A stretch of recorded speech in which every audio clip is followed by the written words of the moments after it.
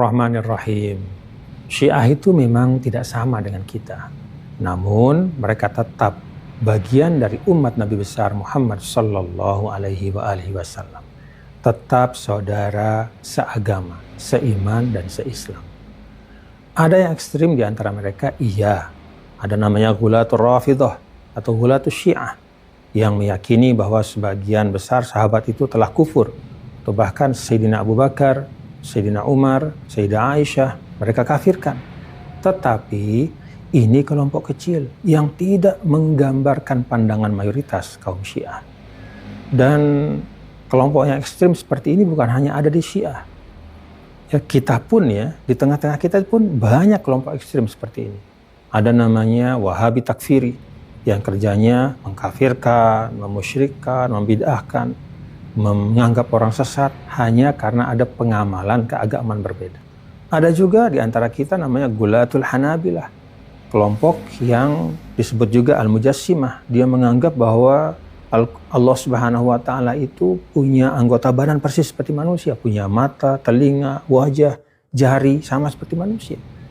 Ini kelompok ekstrim di tengah-tengah kita. Bukan orang Syiah, ya. Tetapi sekali lagi, yang ekstrim ini tidak mencerminkan pandangan kita.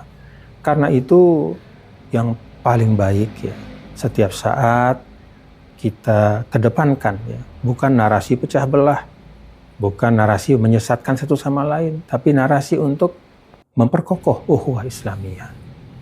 Banyak isu-isu yang ternyata sebenarnya tidak sesuai dengan kenyataan. Termasuk misalnya orang Syiah itu punya Quran yang berbeda dengan kita. Itu ucapan yang tidak benar.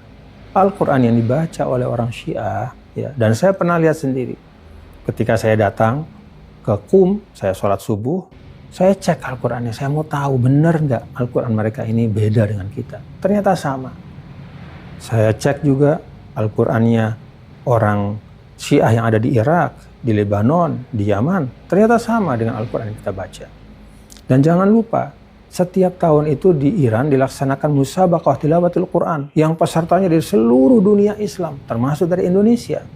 Dan di situ salah satu yang pernah ikut di sana, saya tanya ketika pulang beberapa tahun yang lalu, bagaimana Al-Quran di sana? Jawabannya apa? Sama dengan Al-Quran yang kita baca.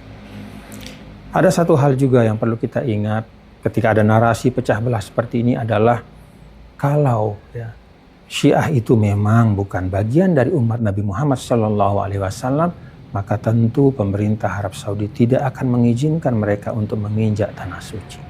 Tapi buktinya, setiap tahun hampir 100.000 jamaah haji kaum Syiah dari Iran, belum lagi yang dari Irak, yang dari Yaman, yang dari Lebanon, datang ke tanah suci.